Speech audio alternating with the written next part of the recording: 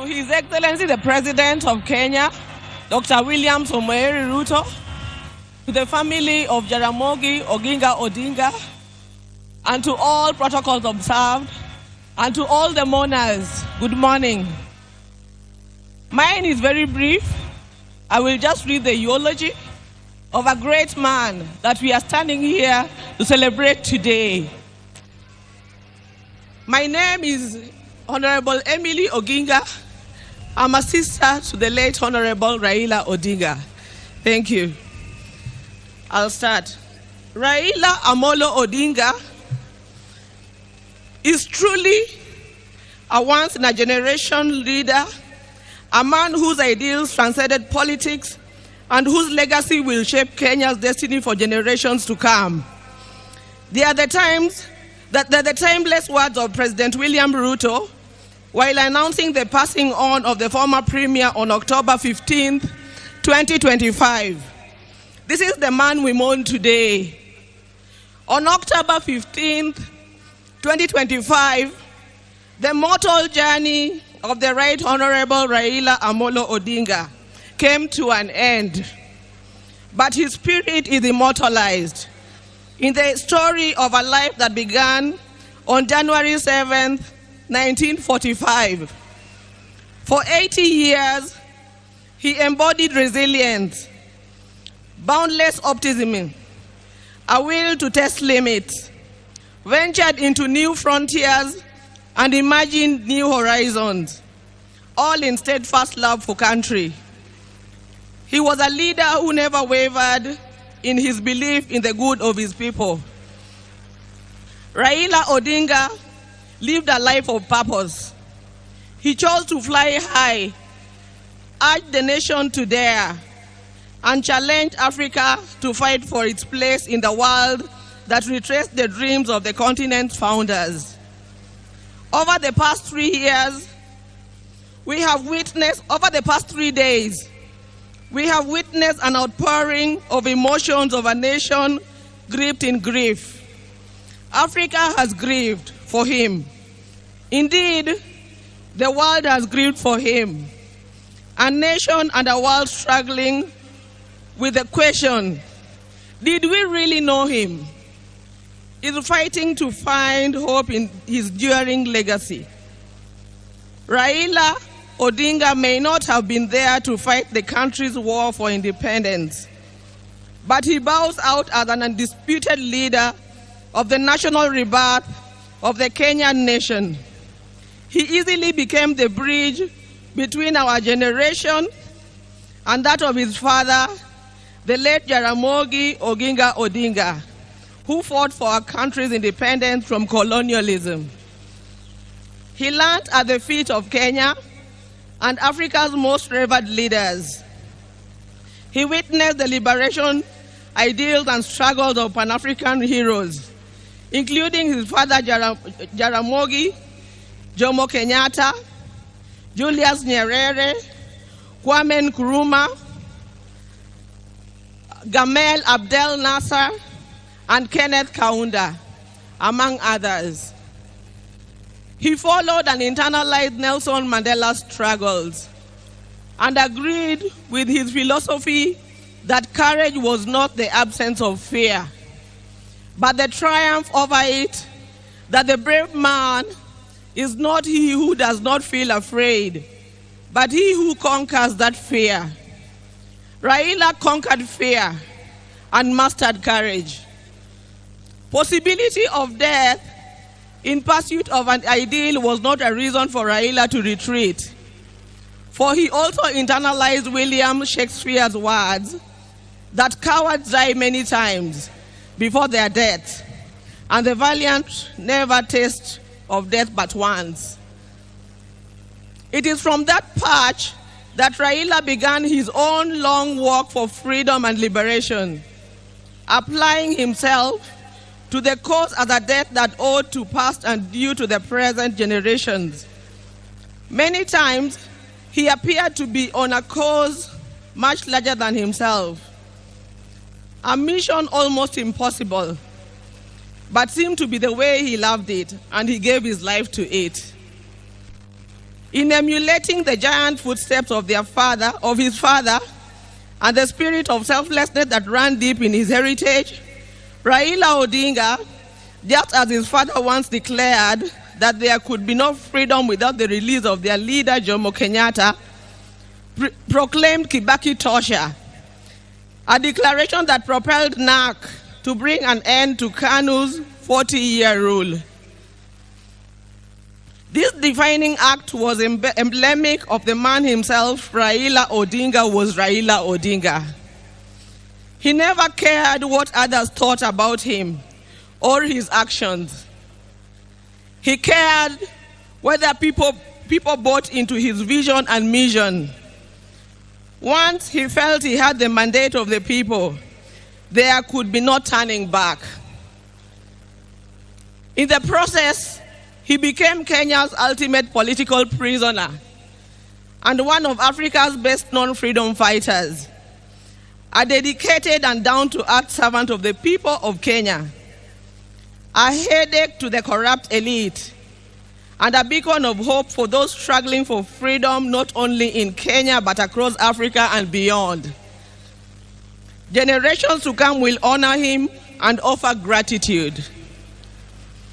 Raila Odinga cared deeply about Africa and worried eternally about its decline. For that, he applied himself to peace and reconciliation missions across the continent whenever called upon.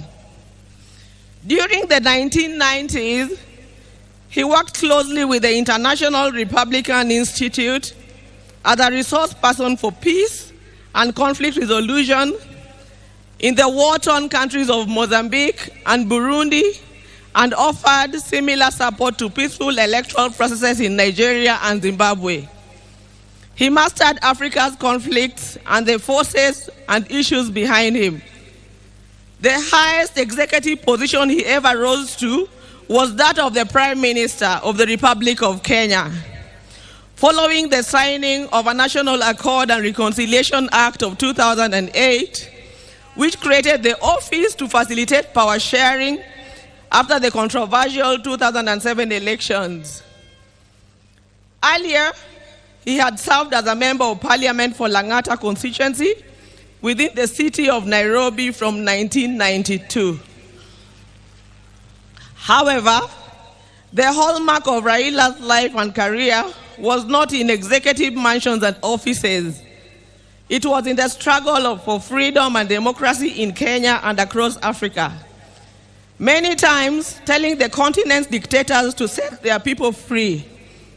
It earned him outright enemies, cynical friends, and admirers in Africa and beyond. It is this record that saw him appointed as Special Peace Envoy of the African Union in February 2011. Following the post-election crisis in Côte d'Ivoire, he juggled politics, entrepreneurship, and scholarship with ease. Besides his career in politics, Mr. Odinga is also a successful businessman and entrepreneur, having founded the flagship family business, the East African Spectra, a manufacturer of gas cylinders for Kenya and the East African region. Subsequently, he founded Spectra International. Before that, he had taught at the University of Nairobi's Department of Mechanical Engineering between 1970 and 1974, and served at the Kenya Bureau of Standards, which he was instrumental in establishing. Even as he pursued all other careers, Raila understood that social, political, and economic changes in a country come through politics, and that although all politics is local, politics is also substantially international. So even as he appeared to be rabble-rousing in the trenches of Kibra and Kondele, he understood that an hour comes when he needed to dust himself off and sit in boardrooms or take a plane to global capitals to negotiate politics and policies. He did that effortlessly, moving from dusty Kamkuji grounds to a meeting in diplomatic circuits of the country within an hour. It was normal for Raila to be tear-gassed, water-hosed, and even shot at, only for him to show up at the boardroom for meetings with his tormentors as if torture at the field did not happen. He understood the place of man-to-man negotiations in the quest to influence policy and power. Raila disagreed fundamentally with many politicians, but the state of the Kenyan nation and how to transform it. But those disagreements never stopped him from sitting down with those he disagreed with or sympathizing with the views of fellow politicians. Raila believed in political parties as vehicles for advancing democracy and good governance.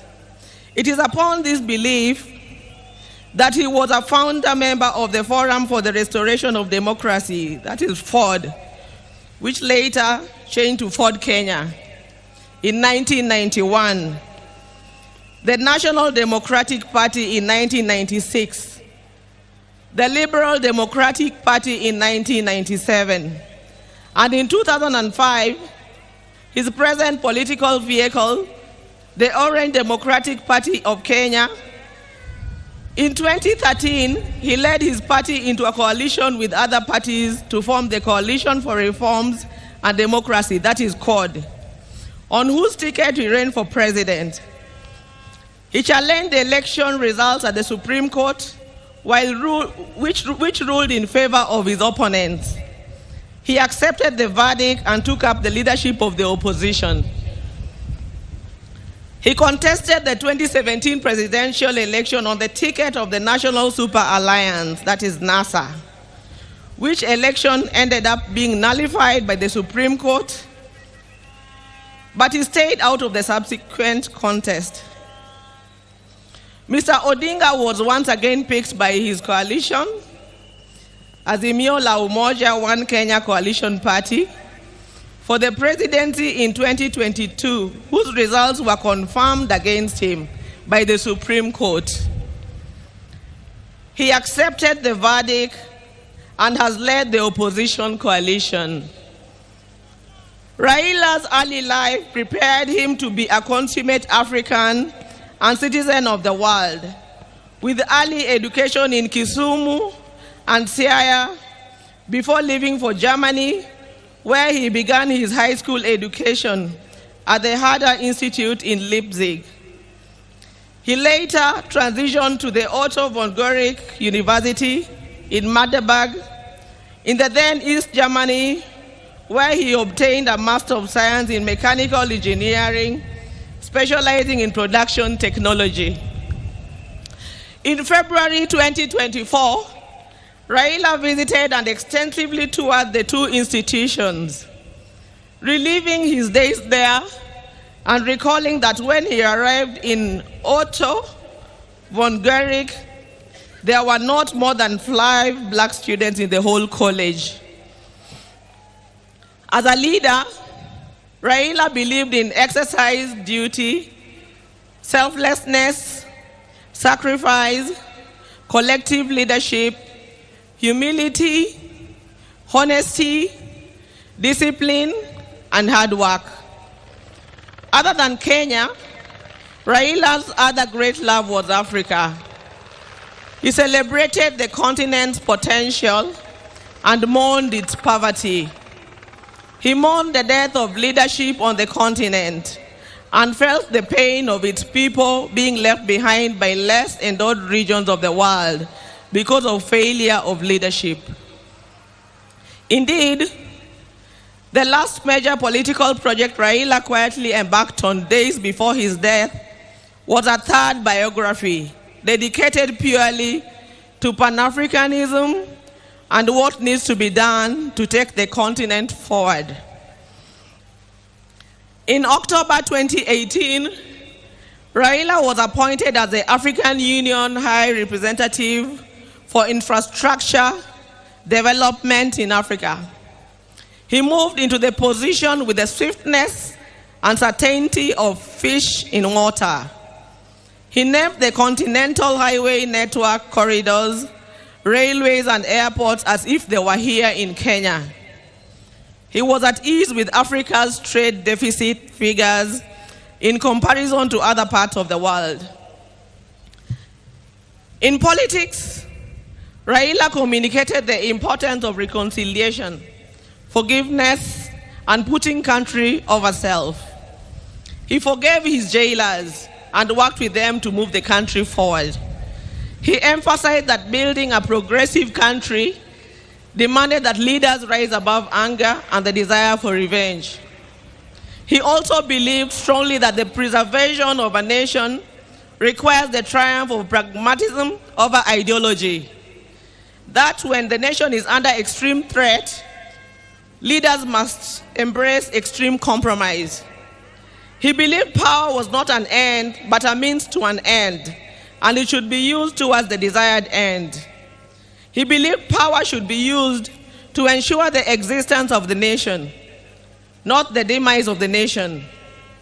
He wanted power to be used to ensure progress, prosperity, and peace of any among nations, and not for any causes that would yield contrary outcomes. We will cherish Raila in the heart of our nation, and I believe in the heart of many African nations. Thank you. Long live Raila.